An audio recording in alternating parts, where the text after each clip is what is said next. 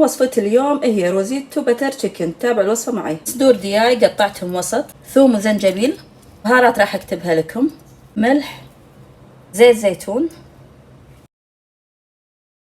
زيت، وانزل الدياي،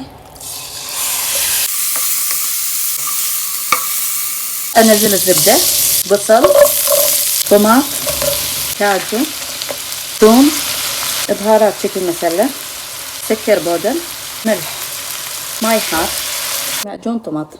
خليه 10 دقايق واطحنه بالخلاط. انزل عليه زبدة، كريمة طبخ، انزل عليه دياي، زبدة، وانزل البصل، ثوم، عيش، انزل شوربة الدياي بالتدريج، فلفل اسود.